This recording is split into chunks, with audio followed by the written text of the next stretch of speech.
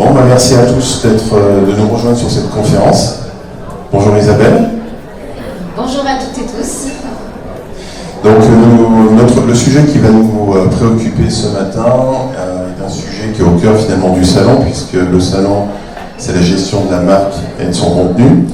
Et justement, on va aborder un sujet, puisqu'à un moment donné, il faut trouver des solutions pour gérer ses contenus, au-delà des WeTransfer et Dropbox. Et donc, on a le plaisir d'avoir avec nous 4 éminents experts représentant 4 solutions différentes. Et ce qui est important finalement chez nous, chez Activo, c'est de vous faire découvrir des solutions. D'accord ? Donc, chers speakers, vous avez un petit micro, je vais vous le passer. Honneur aux dames.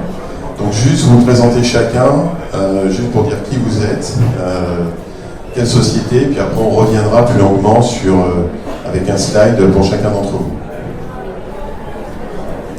Allez, Stéphanie. Bonjour à tous, je suis ravie d'être ici avec vous ce matin. Donc, je m'appelle Stéphanie Eliwell, je suis responsable des partenariats du channel au sein de la société Binder, voilà, que je nous représente aujourd'hui. Bonjour à tous, donc Sébastien Bardoz, je suis chez Vedia, directeur commercial, et voilà, j'accompagne les clients en compte en France et à l'étranger. Bonjour à tous, Logan Mercier, responsable aussi des grands comptes sur le marché francophone pour Frontify, qui est une entreprise suisse, et très ravi d'être à Paris aujourd'hui.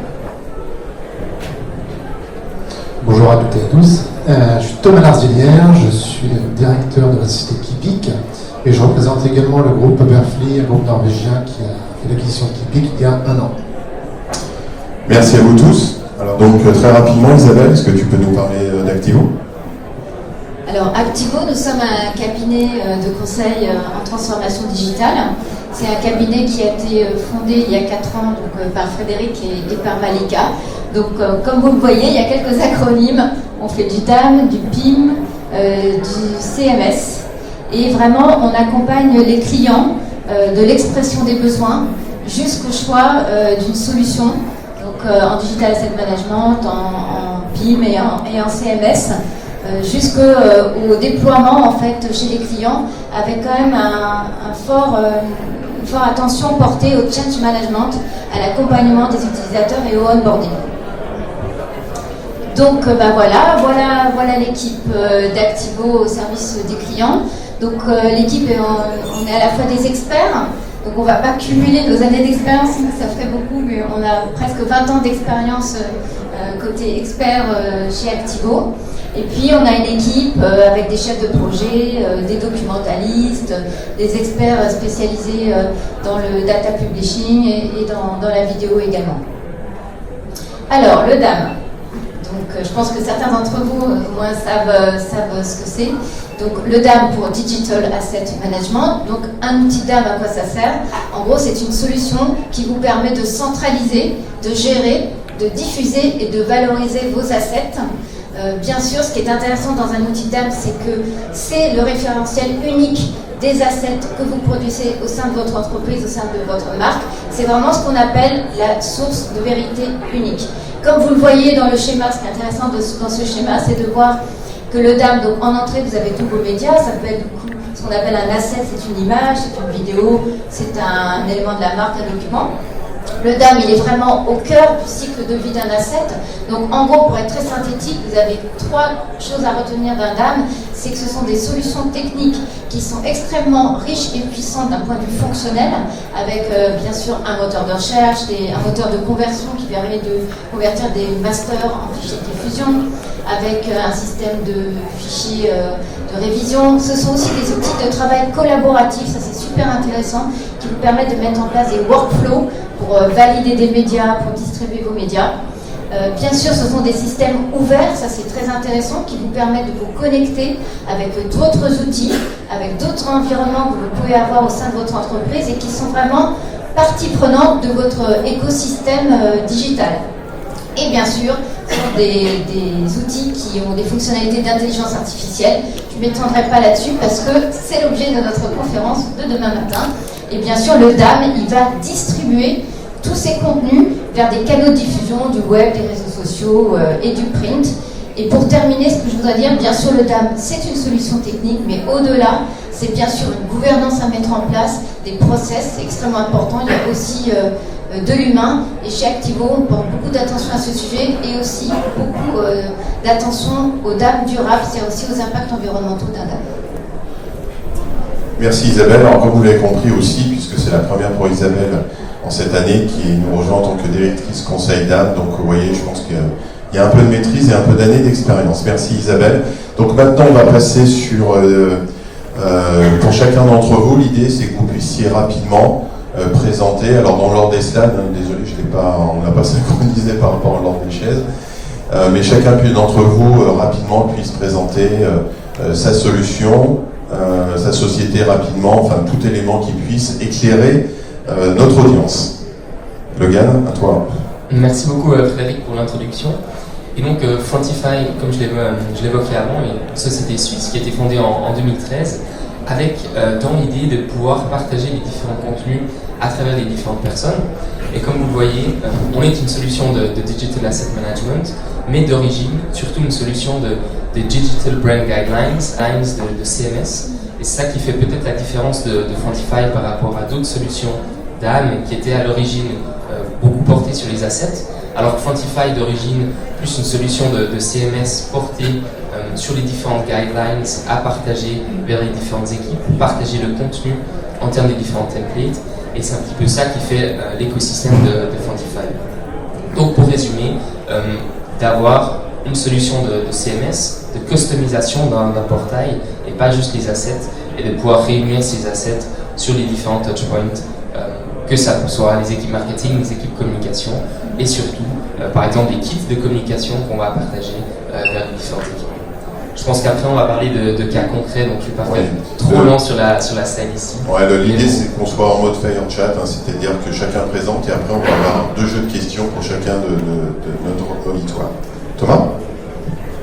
Ouais, alors Kibic, on est initialement un éditeur de DAM, ça fait 15 ans qu'on existe. Donc effectivement sur la partie gestion des assets, gestion des contenus produits, gestion des contenus de marque, gestion des contenus patrimoniaux également.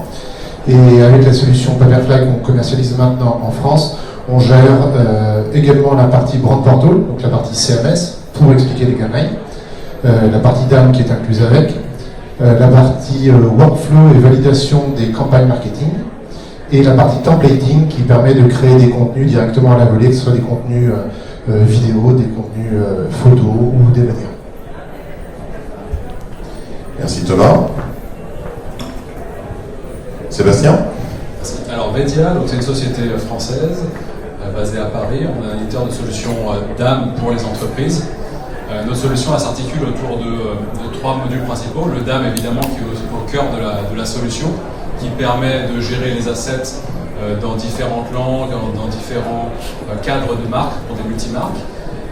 Il s'articule également autour de 2 autres modules complémentaires, donc le marketing distribué, qui a pour objectif de personnaliser les contenus à l'échelle pour les équipes locales à l'international, et d'un module de Media Delivery et Digital Experience, qui offre la capacité de fournir les assets directement sur les différents canaux de distribution, tels que les sites web, les sites e-commerce de nos clients. Merci Sébastien. Stéphanie. Bonjour, donc, moi je représente donc la société Binder, ce qui est une société néerlandaise fondée à Amsterdam en 2013. Donc du coup, notre positionnement, voilà, solution de DAM à l'origine, donc vraiment encore une fois pour aider les entreprises à gérer le contenu, l'organiser, le structurer, le partager. De toute façon, encore une fois, c'est vraiment B à bas du DAM. Et au fur et à mesure des années, on a vraiment grandi, étendu notre portfolio pour accompagner les clients dans la gestion de l'ensemble du cycle de vie des assets, donc avec des produits similaires, les brand guidelines, les workflows d'approbation, le studio pour templating, Dynamic Asset Transformation pour la transformation du contenu, pour pouvoir encore une fois le pousser de manière efficace sur l'ensemble des canaux de distribution.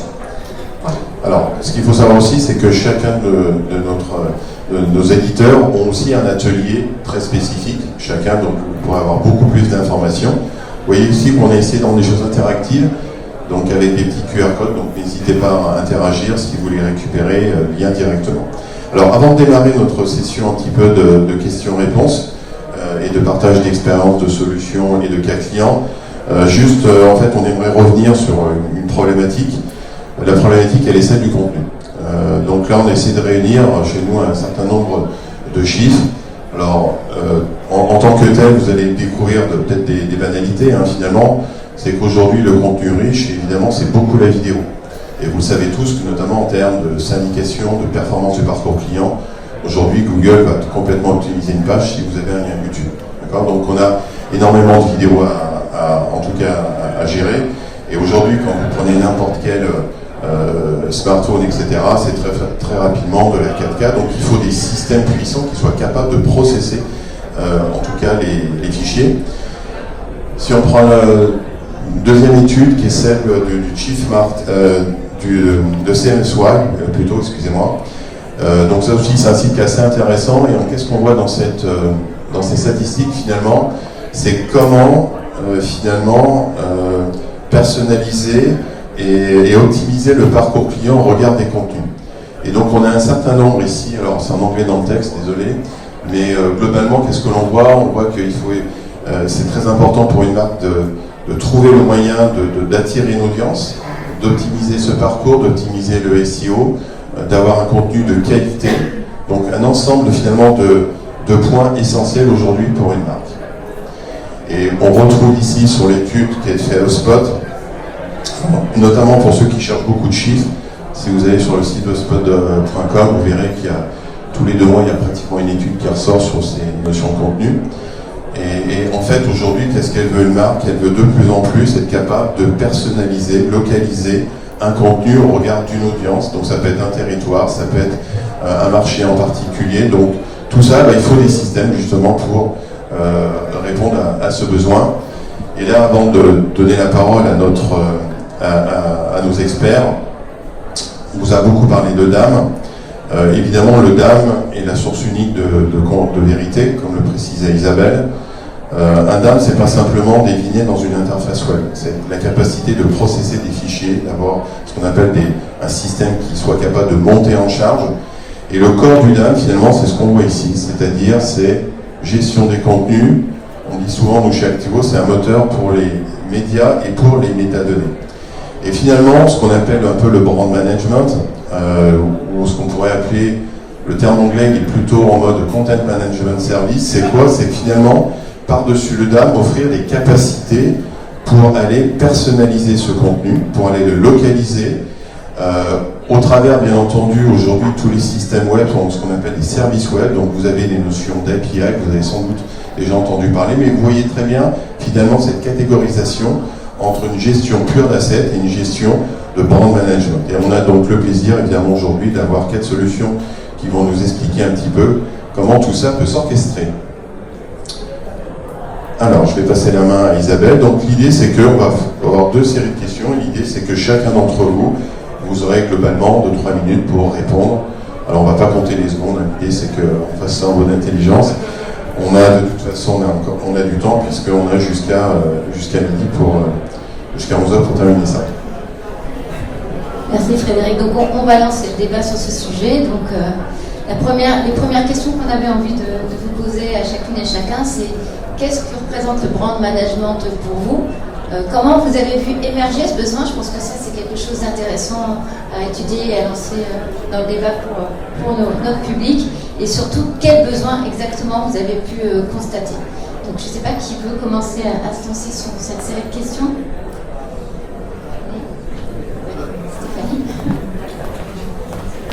Oui, alors c'est intéressant, vous savez, quand on parle de brand management, c'est, je pense, quand on échange avec des clients et des prospects qui ne gèrent pas le DAM, c'est souvent une des premières problématiques qui va ressortir. Donc en fait, c'est intéressant, pour moi le brand management, ça va vraiment être une des premières problématiques, l'ADN en fait aussi, du pourquoi le DAM aussi est émergé et est venu en fait intégrer un positionnement stratégique au sein des entreprises. Et donc pourquoi avoir répondu à ce besoin? Tout simplement le plus gros challenge que l'on entend pour justement encore une fois des primo-achetants, des organisations qui n'ont pas de DAM, ça va être je ne sais pas où est mon contenu, qu'est-ce que j'ai, le fait de devoir justement aller racheter des photos sur des photothèques, de dupliquer le contenu, bref, il y a tout un tas de choses en fait qui vont faire que ce besoin de rationalisation et d'optimisation est passé en fait par un outil qui va permettre du coup de gérer et d'assurer la cohérence de cette image de marque.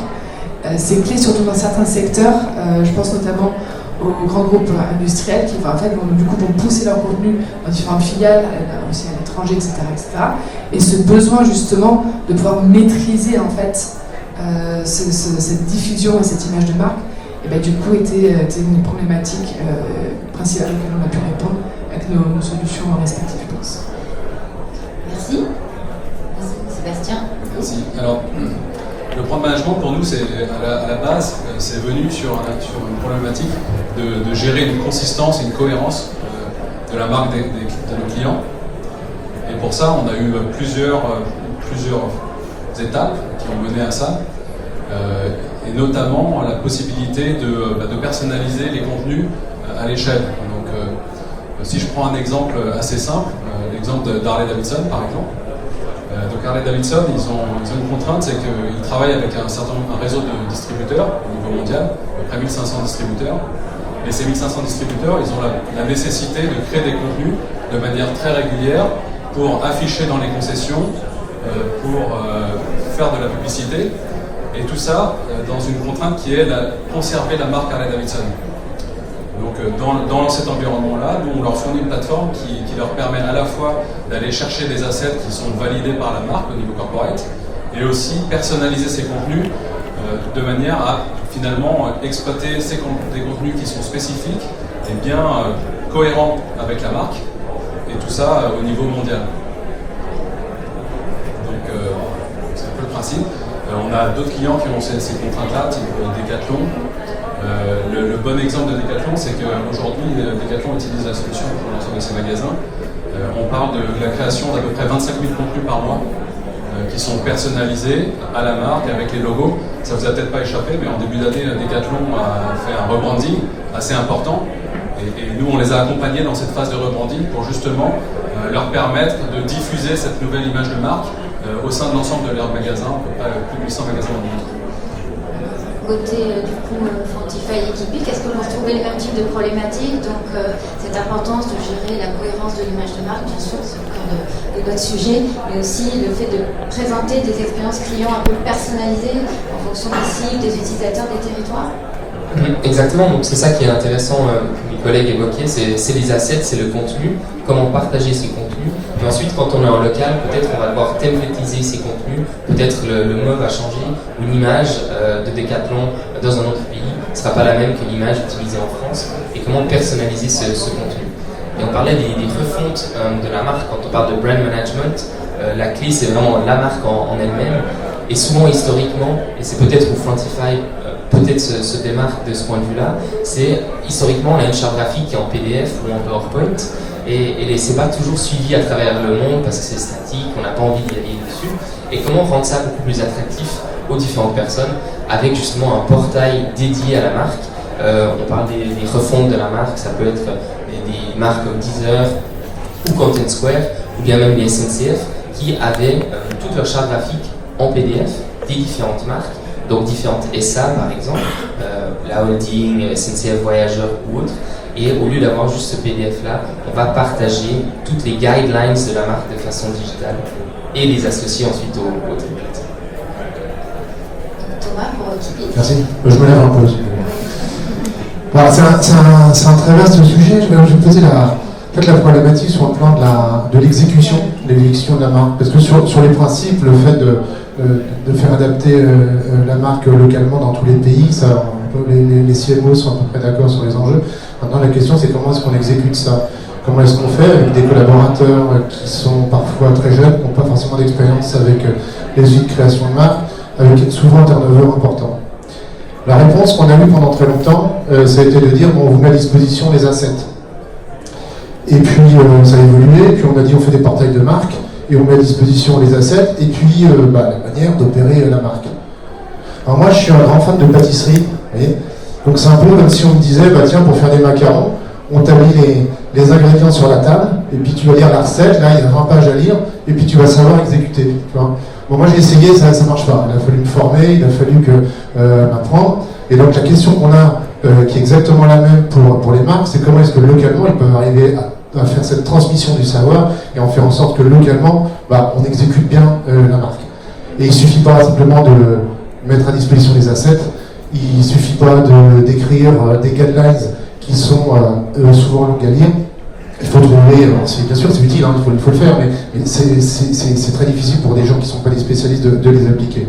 Et donc on arrive sur un nouveau terrain, qui est le terrain du templating, de leur donner des outils qui les empêchent de se tromper. Ils n'auront pas le temps de passer des heures et des heures à apprendre comment utiliser la marque, à combien de pixels le logo il faut le mettre du bord. Ils ne savent pas, ce n'est pas des spécialistes pour la plupart. Il faut leur donner des outils où ils n'ont pas à se tromper parce que de toute façon ils ont plein d'autres choses à apprendre.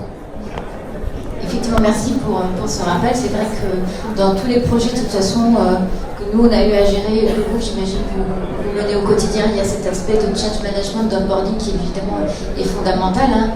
On dit souvent chez Activo que la réussite d'un projet, c'est 5% de technique, mais 95% d'humain. Moi, j'avais envie, avant qu'on passe à des cas clients un peu concrets qui peuvent intéresser le public, vous avez des origines différentes, comme vous l'avez expliqué, vous êtes parti du DAM et vous avez progressivement intégré des problématiques de brand management, d'autres ont fait le chemin peut-être inverse. Mais comment justement vous positionnez en fait ces deux problématiques l'une par rapport à l'autre? Comment concrètement les deux se répondent? Est-ce que c'est des fonctionnalités qui vont venir s'ajouter? Est-ce que c'est le produit qui va évoluer? Comment vous mettez ça en relation? Peut-être être un peu concret sur ce sujet. Et ensuite, on passera, je pense, à des cas clients concrets. Je ne sais pas qui veut reprendre la parole là-dessus. Par Stéphanie. Volontiers, merci. Alors, pour le coup, dans l'historique, on va dire, de la société Binder, donc à la base, c'était vraiment... on est parti sur le besoin de DAM. Et en fait, ça s'explique par les fondateurs qui en fait venaient d'une agence graphique et qui travaillaient sur des projets de création de contenu. Et en fait, ils se sont rendus compte que la majorité de leurs clients n'avaient aucun moyen structurel pour organiser les assets qu'ils recevaient en fait. Et ils se sont dit, c'est pas possible, il faut qu'on les aide là-dedans. Et donc en fait, ils ont décidé de créer une plateforme pour les aider à gérer, organiser le contenu, mais aussi avec la spécificité, encore une fois, de graphistes et de créateurs design en fait. Et c'est là où du coup il y a eu un petit peu cette spécificité de l'UX de la plateforme Binder. Ils se sont dit qu'il faut absolument que cet outil soit facile à utiliser pour justement garantir l'adoption aussi de la plateforme. Donc à l'origine, une plateforme hyper simple d'utilisation, hyper intuitive pour pouvoir gérer le centre du contenu. Et après, encore une fois, au fur et à mesure des discussions, les différents modules sont venus s'agréger en fait autour de la plateforme et qui ont pu compléter l'offre dans le but d'aider les clients à gérer tout le cycle de vie du contenu, à partir de création, révision, gestion, organisation, distribution. Et donc ça s'est fait soit de manière interne avec des développements, parce qu'on a une gros focus sur l'innovation, donc en développant des modules spécifiques. Et puis aussi, on a rajouté, on est passé par certaines acquisitions aussi, parce qu'on s'est rendu compte qu'il y a des outils qui existaient déjà sur le marché. On s'est dit, autant les intégrer et prendre un peu le best of breed là-dedans. C'est le cas notamment de notre création du module de templating, le studio, qui est d'une acquisition. L'IA aussi, le technique d'IA aussi, c'est un partenaire technologique qui était très très très avancé sur tout ce qui est intelligence artificielle. Donc voilà, au lieu de refaire la roue, on a dit on va les intégrer. Voilà, ça c'est un petit peu l'idée de la manière dont on a complété aussi l'offre là-dessus. Merci Stéphane. Sébastien, pour vous dire.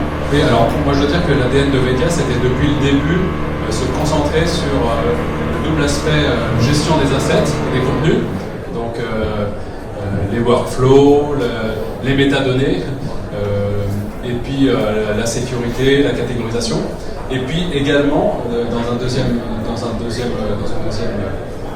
point de vue, l'aspect personnalisation des contenus. Donc, dès le début, vraiment, on s'est tenu à fournir des solutions qui permettaient la personnalisation, d'abord dans un environnement plutôt print, parce qu'on avait des racines dans le print avant de faire du DAM, et puis progressivement vers plus de digital. Et bien sûr, tout ça en suivant le flux des innovations qu'a suivi le DAM, avec l'IA bien sûr, avec l'aspect diffusion et tous ces éléments-là. Logan ? Parfait, je ne veux pas faire trop long, mais c'est vrai que Fantify à la base, c'était comment est-ce que les agences travaillent avec différentes équipes de communication ou de marketing, et avec tout ce système de workflow, et ensuite la partie templating, où on va publier le contenu en local. Et une fois qu'on avait cette étape-là, ensuite est venue en dernière étape la partie plus de l'asset management, donc en amont, on est parti plutôt, nous, de comment les agences travaillent en local avec les équipes, valider ces contenus, mais par contre en amont, on a tout type de contenu au siège, et donc c'est plus par la suite qu'on est venu sur le sujet du digital asset management, alors qu'on était au début une solution pure de brand management côté Fantify. Oui, la question des workflows, que ce soit sur les contenus un peu bruts, que ce soit les images ou les vidéos, ou les contenus un peu plus composites et clés, je pense que c'est un élément fondamental des solutions en général de brand management, de proposer des solutions simples pour gérer ces validations de contenu. On a beaucoup d'expérience dans ce domaine-là et on s'aperçoit qu'on a vite fait d'inventer des workflows qui sont très compliqués. Et en fait, la clé, c'est de rester simple, avec quand même une vraie question à la clé, c'est qui dit workflow dit people. Donc on voit bien des people qui vont créer du contenu, qui vont produire des assets ou produire des vidéos. La question, c'est qui va contrôler ça. Et là, il y a un véritable enjeu, parce qu'on ne peut pas mettre un flic derrière chaque créatif. C'est impossible, on ne peut pas demander à un responsable de la marque d'aller valider tous les contenus qui sortent, c'est clairement inenvisageable. Donc toute la question aujourd'hui, elle est dans ces flux de validation des contenus de marque. Comment est-ce qu'on arrive à, d'une part, faire en sorte que l'utilisateur, le créatif, il est bon du premier coup, comme ça on n'a même pas besoin d'aller valider, on sait que l'outil le force à faire bon. Et puis peut-être pour les autres, trouver d'autres alternatives, et là on touche un peu peut-être la conférence de demain, mais nous chez Paperfly, on s'attaque à un nouveau sujet qui est l'IA pour le brand safety. Ça fait apprendre à une IA quels sont les canons de la marque pour faire en sorte que les contenus qui sont créés puissent automatiquement être validés ou pré-validés par une IA qui veut dire ok, là c'est bon, attention, là tu as utilisé des enfants sur ta photo, on avait dit pas d'enfants. Okay, donc tout ce genre de choses qui vont permettre, on va dire, de valider automatiquement la marque, encore une fois sans avoir besoin de multiplier les postes au niveau de la validation de ces contenus. Merci Thomas, on va passer à la deuxième série de questions. Donc là, on va rentrer plus en des cas concrets.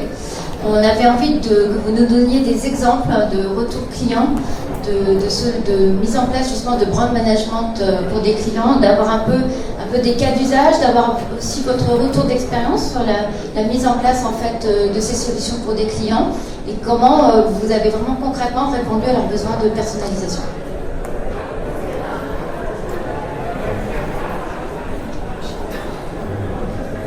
Voilà. Là, on est plus sur les cas clients, le retour d'expérience et qu'est-ce que ça aussi, et quel a été peut-être aussi le retour d'expérience, les ROI aussi, si déjà ça peut être mesurable, ça peut être intéressant à partager. Absolument. J'ai envie de prendre un tout petit peu le contre-pied, juste pour commencer, pour montrer un exemple où ça n'a pas fonctionné. C'est intéressant aussi, effectivement. Voilà, donc on parlait justement de refonte de marque, etc. Donc c'est un gros sujet effectivement dans la gestion de la marque. Pourquoi est-ce que les entreprises ont décidé de faire un peu de rebranding? Ça va être pour différentes raisons, pour pouvoir se repositionner sur le marché, pour pouvoir attirer une nouvelle audience, ou des fois pour redorer un peu son blason aussi, ça peut arriver. Et on a un exemple qui est assez amusant, enfin peut-être pas pour eux parce que à l'origine c'est un peu une histoire d'une rebranding qui n'a pas fonctionné. C'est notamment l'entreprise Formule 1 qui du coup avait en fait préparé tout un tas de nouveaux contenus en fait qui souhaitaient du coup pour relancer cette nouvelle positionnement sur le marché. Malheureusement, ils n'avaient pas en fait anticipé une manière industrielle, on va dire, de pouvoir diffuser ce contenu, parce qu'en fait c'est ça, à partir du moment le travail en fait d'un rebranding prend à peu près 7 mois, concerne en moyenne 300 assets, on va dire pur et dur, les logos, les templates, tout ce qui est packaging, enfin ça dépend un petit peu de l'entreprise. Et une fois que ça s'est fait, c'est le moment du travail, mais le plus dur reste à venir en fait. Ça va être comment est-ce qu'on communique, comment est-ce qu'on fait adhérer, et c'est là justement on va retrouver l'intérêt aussi d'avoir des solutions de table pour pouvoir optimiser et soutenir en fait tout simplement ces projets de transformation. Donc je suis partie un petit peu en virage et je me suis dit ça peut être intéressant parce que ça montre justement l'importance stratégique d'avoir des outils en place pour garantir le succès en fait, de ce type de projets qui finalement ne sont pas rien. Parce qu'on se rend compte, on a fait une étude l'année dernière, et on avait à peu près 82% des personnes en marketing qui avaient déjà travaillé sur un projet de refonte de marque. Donc c'est pas rien en fait finalement. On le voit pas toujours si souvent, mais finalement ça concerne énormément d'entreprises. En moyenne, les entreprises vont faire ce type de travail à peu près tous les 5-7 ans. Voilà. Donc voilà, juste pour un petit exemple là-dessus, sur aussi bien faire attention à avoir ce type d'outils pour assurer le succès aussi. Et ils ont réussi finalement? Ils ont réussi, c'est bon. Merci Sébastien. Merci.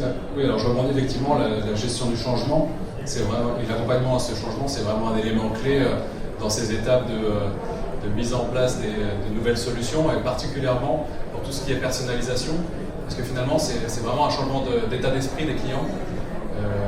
On le voit régulièrement avec des clients comme je disais tout à l'heure, Decathlon.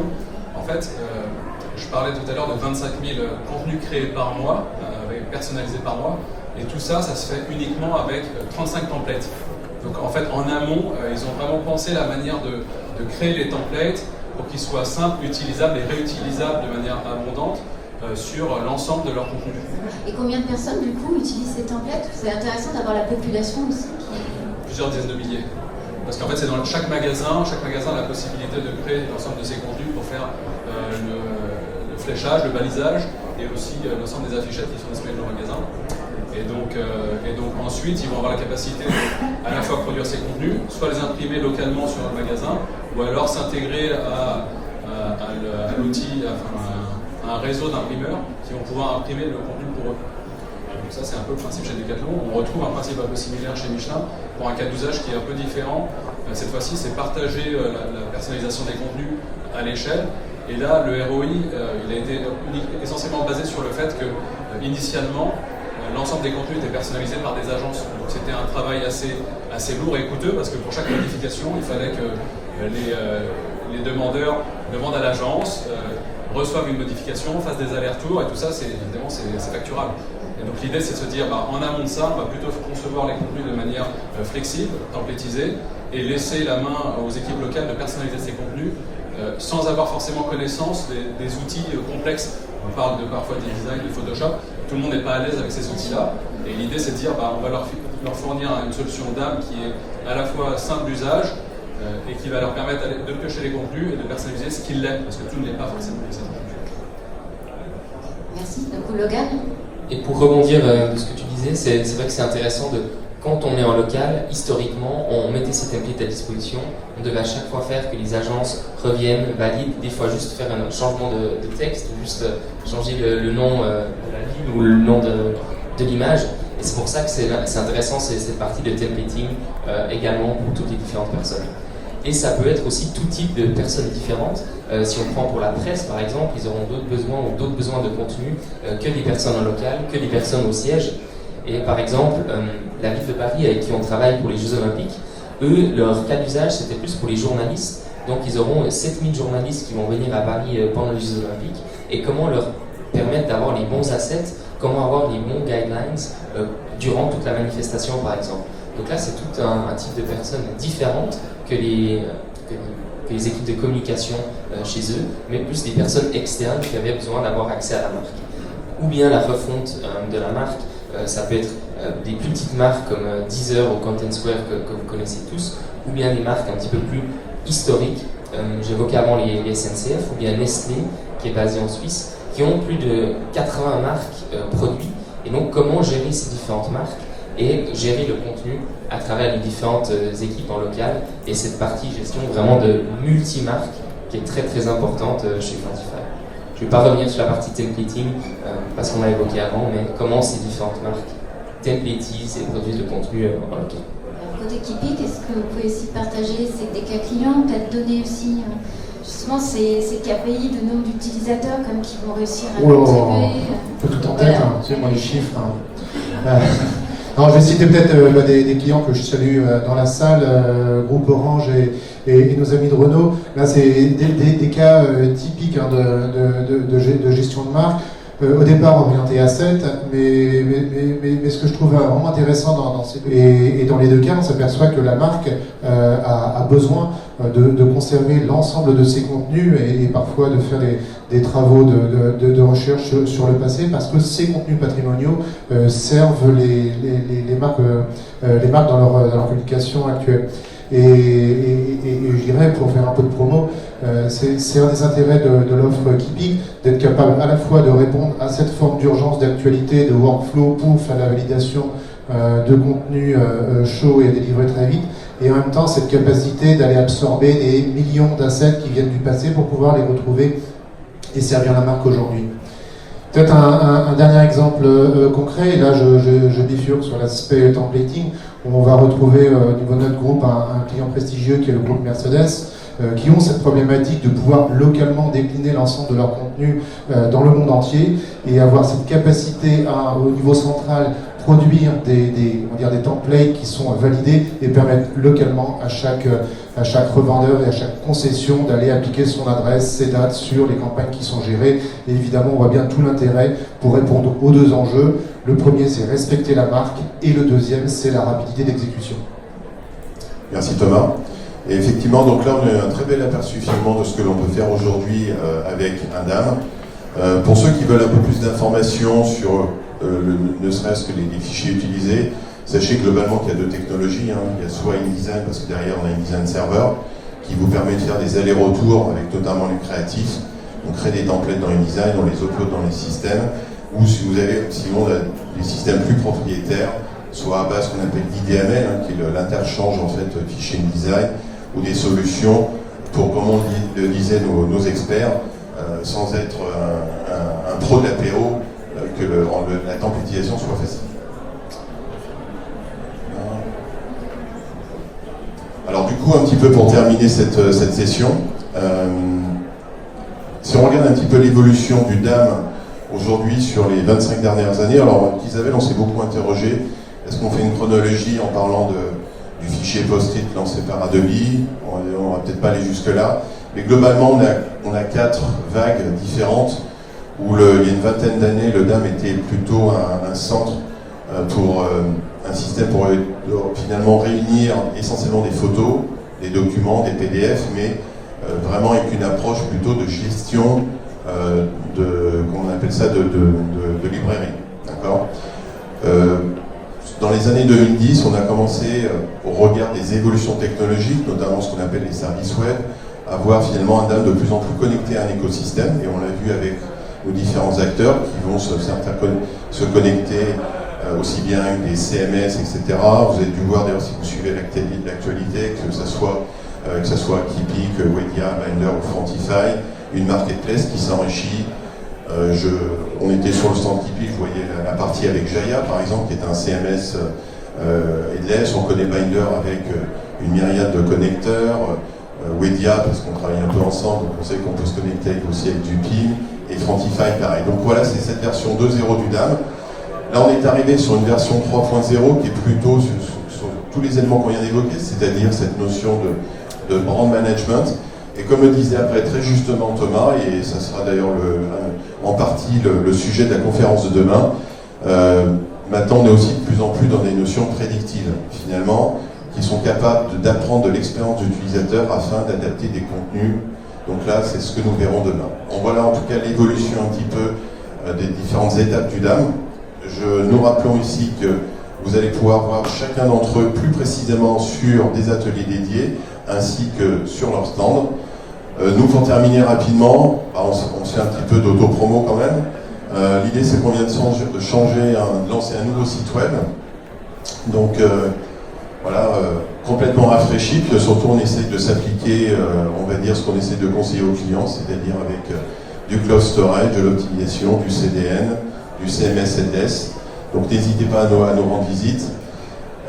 Très important aussi, nous avons fait l'acquisition de damnews.com, qui est le site référent avec plus de 500 000 visites par mois et qui réunit aujourd'hui plus de 4500 articles, 116 éditeurs de DAM.